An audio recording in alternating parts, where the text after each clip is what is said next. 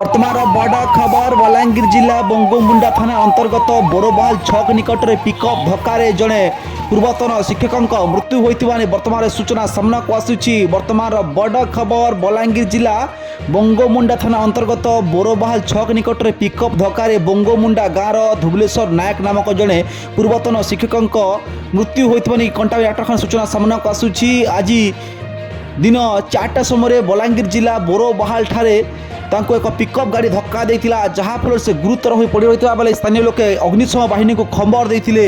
बंगोमुंडा अग्निशम बाहिनी गुरुतर अवस्था कंटाबांजी डाक्तरखाना को चिकित्सा आनी बेले कंटाबांजी डाक्तरखाना मृत्यु घोषणा कर डॉक्टर। बर्तमान होची बड़ा खबर एक्सक्लूसिव विजुअल देखुंत आप लोकल खबर चैनल माध्यम आज बंगोमुंडा सहरर धुबलेश्वर नायक नामक जड़े पूर्वतन शिक्षक सड़क दुर्घटना जीवन जाइथिबा खबर आसूची।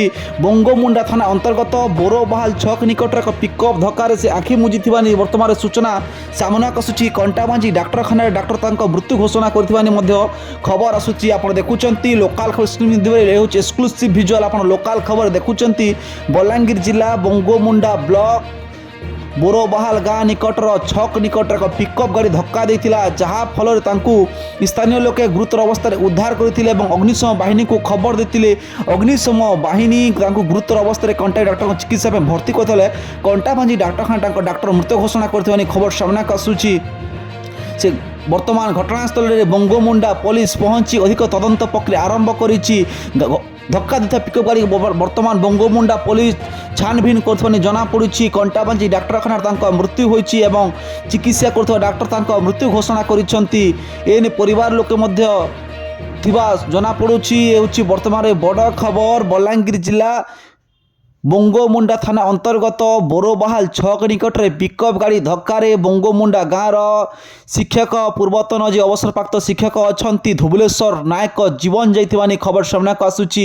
आज से बाइक रे कौन गाँ पाई फेरुवा समय बाइक को एक पिकअप गाड़ी धक्का देइथिला जहाँ फल से सड़क दुर्घटना गुरुतर अवस्था कंटाबांजी डाक्तरखाना को अग्निशम बाहिनी चिकित्सा पाणुवा बेले कंटाबांजी डाक्तरखाना जीवन जाइथिबा मृत्यु होइथिबा डॉक्टर घोषणा करिसेंती। डॉक्टर मृत्यु घोषणा करिसेंती एनी खबर वर्तमान घटनास्थल में बंगोमुंडा पुलिस पहुंची अधिक तदंत आरंभ करुछि। केमिति सड़क दुर्घटना घटिला और क्यों गाड़ी धक्का देइछि ताकू नहीं वर्तमान बंगोमुंडा पुलिस विभिन्न दिग को तदंत आरंभ कर खबर सामना को आसूची। कंटाबांजी डाक्तरखाना चिकित्साधीन अवस्था डाक्तर मृत घोषणा करिथिबा वर्तमान सूचना सामना को आसीछि।